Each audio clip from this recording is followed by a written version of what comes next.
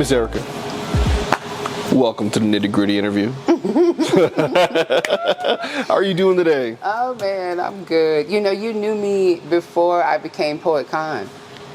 Talk to me. Yeah, you met me. I became Poet Khan in El Paso, and you knew me when I was, developing all that. That's precious. Oh, Wow. So Wow. what you're saying is, I have seen almost every iteration of who Poet Khan is. Wow. Like for you to start the show with Erica, that means so much to me. Because a part of me was like, but no, and yes, I am Erica Eileen, also known as Poet Khan Rossfire. And there was a time when I was hoping one day to know who that was and to know who she is now as an artist, to be seen as an artist. Wow, that was a great way to start the interview. Well, hey, let's keep it going. Since you're right there, Yeah. why don't you tell us a little bit about yourself and how you got started in the spoken word world? It came from a love of music, and that's where I enjoyed rhyming, and I would take different songs and remix them when I was young. I've always loved words. 8 years old, 9 years old, writing. So poetry was always something that was here, but it wasn't my life, which it is now. It was always, I'm gonna go try to be a nurse. I'm gonna go try to be a business this. And now I was thinking about that today. Had I taken my words serious like a decade ago and had the degree in something I wanted to do instead of me trying to force myself into all these what I should do, Anyway, so perfect timing. I'm right on time, I'm a mother and I'm living my dream even as a single mother. It's beautiful. I hope to just inspire other women, other moms, single black moms. Yeah, that's really why I do it. Well, you hit on the inspiration because, that next question was going to be what inspires your creativity and influences your artistic style. And I venture that you can go a little bit deeper into that. Sure. Because your performance is transformative for two things. One, your physical presence. You act out almost every word, every emotion. It reminds me of a guitarist who can turn his guitar into the tempo, the beat, and the melody all at the same time. It's beautiful. And when you performed that piece about motherhood, I saw you keeping the time. You were that percussion with your movements. You had the rhythm with your words, but the melody came from the audience's reactions to what you were saying. At least for me, that's how I felt.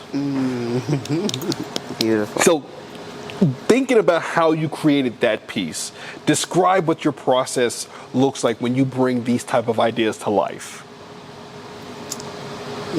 I usually hear the first line. I know it sounds crazy, but as an artist, I'm sure it probably doesn't. I'll literally hear motherhood is fetching water.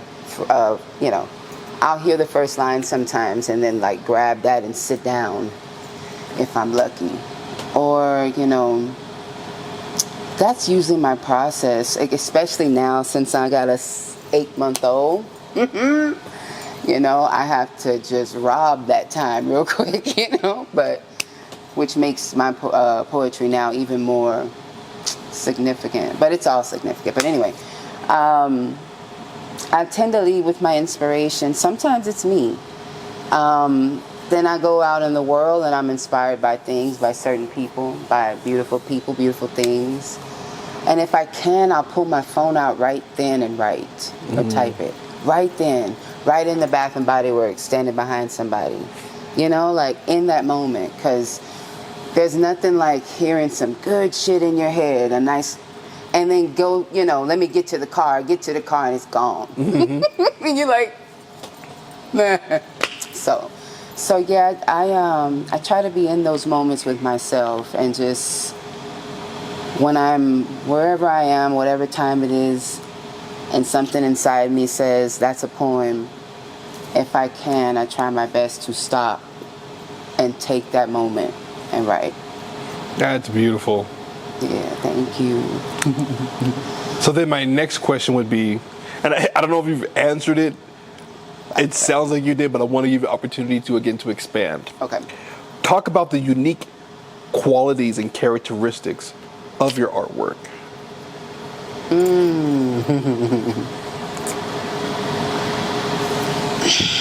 All right, can I toot my horn for a minute? Yo, hey, blare it out. This is for you. You have to be a fan of yourself.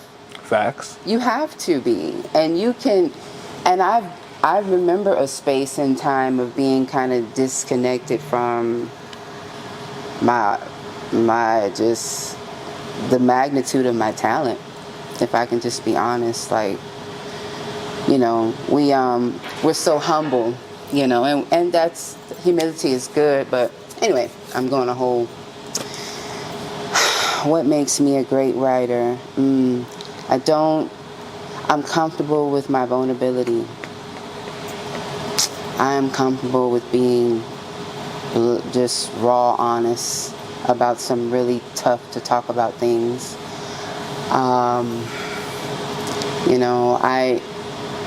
I love words, and it shows when I share, because I'm grabbing words from all different kind of, just to keep it fresh, keep it me, God really blessed artists when he gave us our art. And it's like the one time where I'm just like, I'm the most confident. And it's so good to have that space of I'm going to go do something I know how to do and I love. You know what I mean? I hope that, yeah. I hope that, I hope I answered your question. Again, I'm trying to look at the questions, and I'm like, she's knocking that one out. Yeah. She's knocking that one out. Well, and you know what? As far as inspiration, I want to say this. Go ahead. Go for it. Like I said, I was inspired by musicians as a child. Missy Elliott, Lauryn Hill, Erykah Badu. Those are like my top 3 standing my whole life. The impact that those women made upon me in their creativity, they're just, the love for God, their vulnerability, their fragility, just seeing them be women, but also these mega icon God in flesh. It's where I knew I could do the same, so music inspired a lot of me wanting to be an artist. And I couldn't rap, and I didn't have the confidence in my voice to sing that I do now. So I wrote, and that's how I got into the, so now I'm dabbling with finding a cadence that keeps up with the beat. I collaborate with a beat. I don't catch a beat. It's a difference. I'm not here trying to catch your ass. We gonna work together, because I get a little, it's hard for me to do that. I give it to people that can do that. There's levels to this. But what I do, I believe I do it well. I'm learning. I love being around other artists to learn different, styles, and you know what I mean. But I'm me, man. I do have my own flavor and flow, and I'm thankful that I'm bold enough to get up and talk this Black experience, talk for my Black boys, my Black fatherless boys, and just share my experience. That's not easy. I know you know, as an artist yourself. So. I have to say, for me, it has become easier over the years, and then Sure. this is the reason, one of the main reasons I created the Nitty Gritty was for that comfortable vulnerability space. Not just for people to get up, be comfortable enough to go on the mic, but for our audience to appreciate them doing that. I also look at it like free therapy, because that's where I started off with my mental health. I've been writing for years, but it was my mental health that allowed me to say things that if it was in regular conversation wouldn't make sense, but when you put a microphone in front of it, Yeah. all of a sudden it's like it's like a translation. Yeah. And then I started learning to perform and get into it and be really a part, intertwined with what I'm saying, so that my body reacts in the same way, like I'm having a conversation with myself up here. And often I find myself talking to myself out loud all the time. Me too. But then I find myself doing poetry like that. And to go back to what you said, you were like, well, you know, I have to like stop and write down right now. I'm the same way. But my attention span is so short, I have to record it. I have to sit there. So there's been times I've been in the store, in the aisle, talking about, you know, excuse me, ladies, I'd like to take a moment to talk to this fellas on a subject they can relate, but I'm sure in some ways ladies can reciprocate, you know? Like, and people are walking by like, but then you do it in front of the mic. You are right. You know what I mean? So You are in the presence of a poet. yeah, and sometimes you might sit back and be like, hand me those bacon. You know what I'm saying? Because you in the bacon aisle, right? Yeah, yeah. So when you think of the theme of this as grown and sexy, and earlier I had mentioned how, you know, you were the first person that came to mind because of the presence you bring.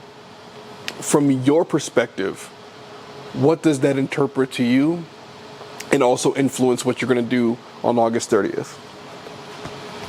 Well, okay. So I had my third baby in November. And Just the most precious thing in the world. she's just she's wonderful. And so if I can just like elaborate a little bit, because I kind of need Break to it just down. break Break it this down. story, make this story. You know, I'm 39, and before I had I've spent most of my life in the plus size 220 range, and We call that thick with two C's. yes, you know what I mean. I love that. You know, right before I got pregnant, I had finally got down out of the 200s, and then I got pregnant, and of course we, you know, and then I gained, and then I kind of gained some more. So it's like what was sexy then is not the same sexy now, on so many levels. You know, and like I had bought a bunch of these cute little outfits right before I got pregnant, and they don't fit now. And so it's like, a part of me is like, okay, what is sexy now? Am I not sexy now? Bigger, more mother, more me, more life. Am I any less? No, you know. I'm learning that sexy is what I want it to be in that moment, uninhibited. If it's skin showing, if I'm covered up, you know, because I'm trying to decide, like, what am I gonna wear? You know, I'm the fishnet poet, you know, and my fishnets still fit, but I want to give some sexy with some grace, some modest. That's my vibe. It's a little peekaboo. It's there, but it's covered. You know what I mean? So I'm gonna have to go and, you know, look into that. But anyway, I'm saying all that to say, like, what's sexy is that I'm embracing this woman, first of all. This woman today, you know what I mean? That's sexy. However I come, if I want to show some skin, if I'm in there with some sweats and some panties or whatever the hell, just the fact that I have said I'm not only okay, I love her enough to share her, to beautify her and share her. I mean, yes. I'm so proud of myself for stepping up, for saying yes. I mean, you wouldn't believe it, but I had some like, damn, like, can I do this moments? Knowing I can, but just, you know. Yo, you a poet. We all have those moments. Of course, like, yeah. You know what I mean? Like Baby was saying earlier, I be backstage having panic attacks. Hey, I know that's right. Same No, thing. no. You know, for a while, I used to only wear baggy pants. Yeah. Because when I would get on the mic, Yeah. I'm shaking. I'm back there That's just right. quivering. Yeah. Yeah. So I totally get it. But that's because you want to make you want to do good. It's something you love. You know you can do good. You know of all the things you can do, you know you can fuck this up.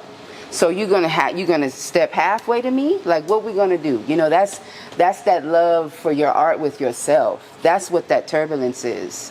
That's a beautiful thing. We should never lose that. You know what I mean? That's the airplane getting ready to take off. Well, you know, I always tell people, so you got to look at the intimidation factor and the respect factor that comes from that. I respect anybody, good, bad, or indifferent, that gets on the mic and does what they want to do. Sure. Whether they up there killing it or they're just killing it, Right. you know, Really? they have my respect. And then what comes from that is the idea of not just that we love them enough to appreciate them, but we want to make sure that they come back, right? And so there's always that level of respect. So then when I hear what you're saying and then I see what you do, I always get amazed knowing how nervous you are as a poet. Oh, yeah. And how no one knows it. Oh, yeah. Because it's like That's the the minute best that first part. word comes in, you're in it. Yeah. And it's just doo from there. And Yeah. it feels so good, don't it, poet?